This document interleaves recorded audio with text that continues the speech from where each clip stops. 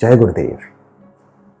ज्योतिष में किसी भी घटना के घटित होने की एग्जैक्ट टाइम की कैलकुलेशन ही सबसे महत्वपूर्ण विषय होती है और इस गणना में दो चीजें सबसे महत्वपूर्ण होती हैं।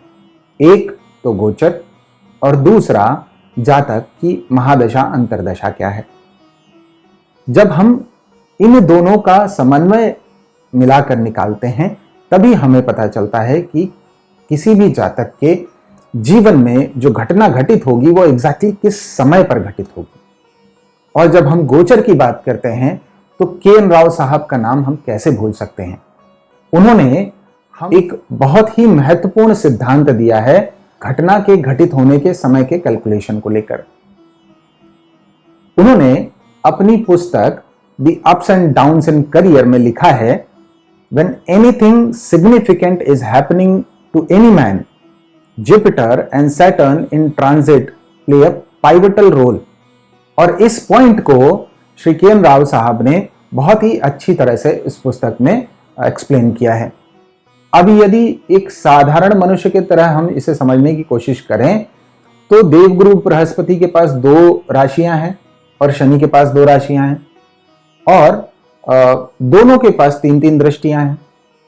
तो इस तरह से 5-5 भावों को प्रभावित कर सकते हैं और शनि 3 भावों के कारक हैं और देवगुरु बृहस्पति 5 भावों के कारक हैं।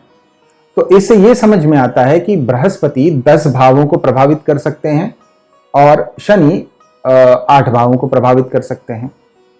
और जब हम शनि और बृहस्पति की बात करते हैं तो मनीषियों का मानना है कि ये युग कारक ग्रह भी हैं, अर्थात ये जिस भी क्षेत्र पर लगातार एक साथ दबाव बनाते हैं उस क्षेत्र में मैसिव चेंजेस या परिवर्तन काफी बड़े स्तर के आते हैं। अब राव साहब ने जो सूत्र दिया है उस सूत्र में ये उन्होंने एक्सप्लेन किया है कि जिस भाव को बृहस्पति और शनि एक साथ देखते हैं या जिस भाव पर एक साथ प्रभाव छोड़ते हैं उस भाव में महत्वपूर्ण घटनाएं घटित होती हैं। और ये जो घटनाएं होती हैं उस भाव के जो कारकत्व हैं उनमें बहुत ही मेजर कंट्रीब्यूशन करती हैं, अर्थात जातक के जीवन में उस भाव संबंधित मेजर घटनाएं घटित होती हैं। और यदि आज की हम गोचर कुंडली को लगाएं तो गोचर में हम देखेंगे कि देवगुरु बृहस्पति तो मीन में गोचर कर रहे हैं, शनि मकर में वक्री होकर के गोचर कर रहे हैं। शनि तीसरी दृष्टि से देवगुरु बृहस्पति को देख रहे हैं जो ऑलरेडी मीन राशि में बैठे हैं और बृहस्पति पंचम दृष्टि से कर्क राशि को देख रहे हैं, नवम दृष्टि से वृश्चिक राशि को देख रहे हैं और शनि सप्तम दृष्टि से कर्क राशि को देख रहे हैं और दशम दृष्टि से तुला राशि को देख रहे हैं। यहां पर जब हम राव साहब के इस सिद्धांत को समझने का प्रयास करते हैं तो हम ये पाएंगे कि मीन राशि में शनि की तीसरी दृष्टि पड़ रही है और बृहस्पति वहां ऑलरेडी हैं और कर्क राशि में बृहस्पति और शनि दोनों की दृष्टियां पड़ रही हैं।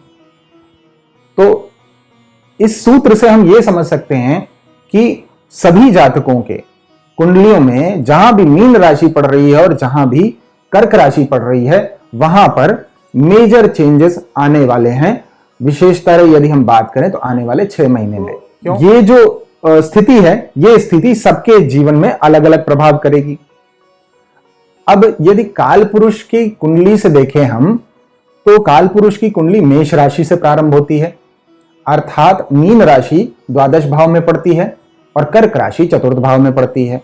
अब यदि काल पुरुष कुंडली की हम बात करें तो काल पुरुष कुंडली के द्वादश भाव में मीन राशि आती है और चतुर्थ भाव में कर्क राशि आती है। तो इसका मतलब यह हो गया कि संसार के स्तर पर यदि हम बात करें तो पूरे संसार में द्वादश भाव से संबंधित और चतुर्थ भाव से संबंधित प्रभाव इस समय आने वाले 6 महीने में लगातार बने रहेंगे। और जैसा कि हम पहले ही बात कर चुके हैं पिछले वीडियोस में कि ये जो स्थिति है ये स्थिति ओवरऑल ग्लोबली हम लोग रिसेशन की तरफ बढ़ रहे हैं। तो जब रिसेशन की तरफ बढ़ रहे हैं तो साथ में ये जो 2 दृष्टियां हैं इनका भी बहुत ही महत्वपूर्ण रोल रहेगा। आने वाले समय में। तो अब अगर मैं द्वादश भाव को एक्सप्लेन करूं तो द्वादश भाव से हम व्यय देखते हैं, यहां से हम शय्या सुख, ऑकल्ट की परफेक्शन इसी भाव से देखी जाती है। विदेश का भाव है, हॉस्पिटल का भाव है, छुपे हुए शत्रुओं का भाव है, गुरु का आश्रम है, हमारे पैर हैं यहाँ पर, साथ ही साथ हमारी लेफ्ट आई और हमारी नींद जो है, निद्रा जिसको हम कहते हैं, वो भी इसी भाव से देखी जाती है। मंथन, मुक्ति, मोक्ष और आइसोलेशन जिसको हम कहते हैं, वो सब इसी भाव से देखते हैं। और चतुर्थ भाव की हम बात करते हैं तो चतुर्थ भाव में हमारा मन, हमारा सुख, चतुर्थ भाव पॉलिटिकल लाइफ को भी दिखाता है, प्लस जो हमारी माता है, हमारी जो जमीन है, हमारा घर है, हमारी गाड़ी है, हमारी मानसिक स्थिति, हमारा सुख, ये सब चतुर्थ भाव से देखा जाता है। तो आने वाले 6 महीनों में ये प्रमुख क्षेत्र होंगे पूरे संसार के लिए, अर्थात सबके जीवन में कुछ ना कुछ स्तर पर इनका प्रभाव रहेगा ही। अब ये जो स्थिति है, इसको यदि समझना हो तो प्राकृतिक रिसोर्सेज जो हैं उन पर सबसे ज्यादा दबाव आने वाला है इस आने वाले समय में। तो अब हम जब बात कर रहे हैं तो जल, वायु, पृथ्वी और आकाश, तो ये जो रिसोर्सेज हैं, इन रिसोर्सेज को लेकर के बहुत प्रेशर रहेगा, अर्थात बाढ़, वायु की बात करें तो टॉर्नेडो या आंधी तूफान, तीसरे अग्नि की बात करें तो अग्नि दुर्घटनाएं, चौथा प्राइमरली ये जो पोल्यूशन है, हर स्तर का पोल्यूशन है, तो इसमें साथ ही साथ सामुद्रिक दुर्घटनाएं, समुद्रों में पोल्यूशन, सामुद्रिक जीवन में थोड़ा सा उथल पुथल। तो ये जो स्थितियां हैं, ये स्थितियां हमको अब फोर्स करेंगी एक्शन लेने के लिए, ताकि प्रकृति को बचाया जा सके। अर्थात जो पोल्यूशन हम आज की डेट में कर रहे हैं, ऐसा पोल्यूशन जो कि वायु को दूषित कर रहा है, या जो क्या कहते हैं, जमीन को दूषित कर रहा है, पृथ्वी को, प्लस हमारे जल को दूषित कर रहा है, उसको लेकर के इंटरनेशनल स्तर पर, मतलब हर देश को कुछ ना कुछ एक्शन लेना पड़ेगा, जिसकी वजह से ये जो रिसोर्सेस हैं, इनमें कुछ इनको लेकर के बचत हो सकेगी, या इनको अगली पीढ़ी के लिए बचाया जाएगा। अब ये जो इनिशिएटिव्स होंगे, ये फोर्सफुली इंप्लीमेंट किए जाएंगे, इनको लेकर के कोई चॉइस नहीं होगी हमारे पास। अर्थात जैसा अभी हमने रिसेंटली देखा कि भारत में, पूरे भारत में पॉलिथीन बंद कर दी गई, तो ये इसी तरह के और कई इंप्लीमेंटेशन होंगे जो फोर्सफुली इंप्लीमेंट किए जाएंगे अक्रॉस द ग्लोब, जिसके कारण आगे आने वाले कुछ वर्षों में ये जो पोल्यूशन है, इसमें कुछ कमी का स्तर आएगा। अब यदि हम नेगेटिव साइड पे देखें तो नेगेटिव साइड पे ऐसा है कि काफी सारी अग्नि, जल, वायु, इससे संबंधित दुर्घटनाएं होती हुई दिख रही हैं। अब जब चतुर्थ भावों के कारकत्वों को उठाते हैं तो अक्रॉस द ग्लोब जनता जो है वो एग्जिस्टिंग सरकारों से खुश नहीं रहेगी और वो रिवोल्ट करेगी, अर्थात काफी सारे प्रोटेस्ट होंगे एग्जिस्टिंग गवर्नमेंट्स के खिलाफ, और ये जो प्रोटेस्ट हैं ये अक्रॉस द ग्लोब होंगे। तो कुछ जगह पर फोर्सफुली तख्ता पलट की स्थिति आएगी और कुछ जगहों पर एग्जिस्टिंग गवर्नमेंट्स खुद से अपना गवर्नमेंट छोड़ देंगी और नए लोग इलेक्ट होकर के आएंगे। यहां पे एक और बड़ी स्थिति यह है कि जो हमने पिछले वीडियोस में बात की भी थी, जो श्रीलंका की स्थिति जैसी विषम हुई है, ऐसी स्थिति कई और देशों की होती हुई दिख रही है और कई सारे और देश बैंकरप्ट होंगे। ये बैंकरप्सी अगेन, इसमें काफी सारा जान माल का नुकसान होता हुआ दिख रहा है, जो बेसिकली जनता प्रोटेस्ट करेगी और गवर्नमेंट्स को और जो रिसोर्सेज हैं कंट्रीज के, उनको नुकसान होगा। इतना ही नहीं, सामुद्रिक स्तर पर कई सारी दुर्घटनाएं होती हुई दिख रही हैं, जिनके कारण सामुद्रिक जीवन जो है वो विषमता से प्रभावित होगा। अच्छा, एक और ऐसी स्थिति बन रही है कि कुछ बड़ी हस्तियों के असैसिनेशन के सिचुएशंस भी और बन रही हैं, जैसा कि हमने पिछले वीडियोस में भी बात की थी। अभी वो स्थिति पूरी तरह से हटी नहीं है, तो अक्टूबर तक वो स्थिति भी बनी हुई है। प्लस जो सीक्रेट एजेंट सर्विसेज हैं वो काफी अधिक स्तर पर बढ़ जाएंगे, अर्थात दूसरे देश विभिन्न देशों में अपने एजेंट भेजेंगे, जहां पर वो सीक्रेटली कुछ जानकारी गैदर करने की कोशिश करेंगे। और ये स्थितियां जो है ऐसी विषम यहां पर ऐसे होंगी कि वो जो सीक्रेट सर्विसेज हैं वो उनकी आइडेंटिटी रिवील हो जाएगी, जिसके कारण देशों में जो संबंध हैं वो काफी नेगेटिव होते हुए दिख रहे हैं। अच्छा, एक महत्वपूर्ण बात यहाँ पे एक और है कि जो इन्फ्लुएंसर्स हैं या जो बड़े बड़े लीडर्स हैं, जो ओपिनियन लीडर्स हैं, वो उनमें से कुछ लोगों में ऐसी स्थिति आएगी कि वो कुछ स्टेटमेंट देंगे जिसके कारण काफी नेगेटिव वाइब्स स्प्रेड होंगी और उनके अगेंस्ट में काफी सारी प्रोटेस्ट अक्रॉस द ग्लोब चालू होंगी। इसमें जब मैं इन्फ्लुएंसर्स की बात कर रहा हूं तो इन्फ्लुएंसर्स में लीडर्स भी आ जाते हैं, पॉलिटिकल लीडर्स भी आ जाते हैं, प्लस जो नेता हैं छोटे मोटे से बड़े से और अदर जो यूट्यूब सोशल मीडिया इन्फ्लुएंसर्स, उनकी भी बात कर रहा हूं। अच्छा, पिछले 2-3 वीडियो में हमने लगातार हर बार बात की है कि इन्फ्लेशन जो है हर स्तर पार करती जाएगी और मंथ ऑन मंथ ये स्थिति विषम होती ही जाएगी, ये कम नहीं होनी। तो आने वाले समय में यदि स्पेशली बात करें हम, तो सितंबर, अक्टूबर, नवंबर, ये 3 महीने पीक इन्फ्लेशन के हैं और इसी समय पर जो रिसेशन है वो भी पीक करेगा। और इसी के कारण बहुत सारे कई ऐसे देश होंगे जहां पर जो उनकी इकोनॉमिक स्थिति है वो डूबने की कगार पे आ जाएगी और कई सारे देश और बैंकक्रप्ट होंगे। अच्छा, हमने पहले भी इस पे बात किया था और पीछे 3 वीडियोस में हमने बात किया ही है कि जितने भी स्पेकुलेटिव इंडस्ट्रीज हैं वो उनके लिए बहुत ही खतरनाक समय है, तो वो पूरी तरह से डूबते हुए दिख रही हैं। इतना ही नहीं, जो शेयर मार्केट है, share market across the globe हम बात करेंगे तो 15 से 25% तक का करेक्शन होता हुआ दिख रहा और क्रिप्टो करेंसी ऑलमोस्ट क्रैश करने की कंडीशन में आ जाएंगी। तो अब यदि इंडस्ट्रीज की बात करें तो जो बैंकिंग और फाइनेंशियल इंडस्ट्री है उस पे सबसे ज्यादा तनाव रहेगा इस समय पे, प्लस एजुकेशन सेगमेंट है, बैंकिंग, फार्मा, एंटरटेनमेंट और आईटी सेगमेंट, यहां पर सबसे ज्यादा दबाव रहेगा। इसके साथ ही साथ जो सोना है उसके रेट्स में भी फ्लक्चुएशन आएगी।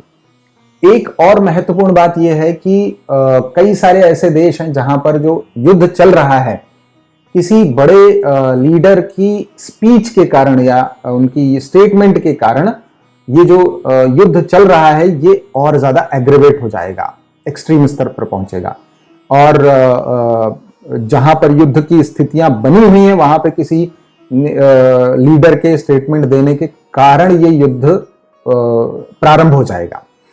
यदि भारत की बात करें तो भारत के उत्तरी क्षेत्रों में कुछ धार्मिक क्लैशेस संभव हैं, जैसे रिलीजियस राइट्स जिनको हम कहते हैं, वो स्थितियां संभव है।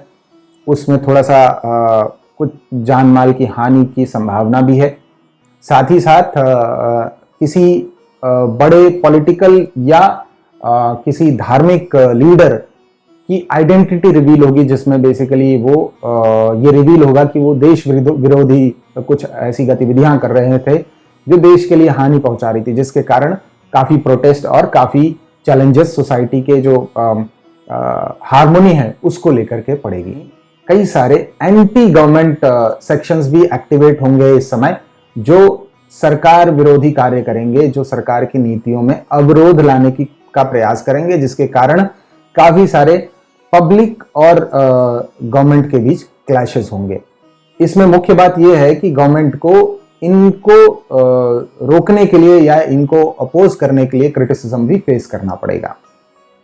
अब यदि बॉर्डर्स की बात करते हैं तो बॉर्डर में विशेषतः जो नॉर्थ ईस्ट रीजन है उस रीजन में थोड़ा सा नेगेटिविटी स्प्रेड होती हुई दिख रही है, जहां पर पड़ोसी देश से या तो युद्ध या युद्ध के जैसी स्थितियां बनती हुई दिख रही हैं। और ये जो क्लैशेस हैं ये थोड़ा सा कुछ जानमाल की हानि का भी अंदेशा दिखाते हैं। अब इंडस्ट्रीज की अगर बात करें तो जो telecommunication industry, TV industry, broadcast industry plus publishing industry है, यहां पर काफी सारे नए रूल आते हुए दिख रहे हैं जो बेसिकली लोग जिनका मिसयूज करते थे, ऐसी नई पॉलिसीज बनेंगी जिनसे ये मिसयूज जो है पूरी तरह से स्टॉप हो जाएगा। भारत का व्यापार तो लगातार बढ़ेगा, परंतु जो विरोधी पार्टियां हैं वो काफी सारे ऐसे हर्डल्स क्रिएट करेंगी जिसके कारण जो रूलिंग पार्टी है उनको प्रॉब्लम होगी। साथ ही साथ किसी स्टेट में सत्ता परिवर्तन की भी स्थिति बनती है। अब इंडिविजुअल राशियों के बारे में बात करें उससे पहले समझना यहां पर ये महत्वपूर्ण है कि ये जो भाव हैं जो मीन राशि और कर्क राशि, ये जो आपकी कुंडली में भाव पड़ रहे हैं, आपकी लग्न से कहां पड़ रहे हैं ये वो गणना करें, प्लस आपकी चंद्र राशि से कहां पड़ रहे हैं उसकी गणना करें, और उन दोनों से आपको 4 भाव मिलेंगे। ये 4 भावों में मुख्यतः आने वाले 6 महीने में मेजर ट्रांसफॉर्मेशंस या मेजर घटनाएं घटित होंगी।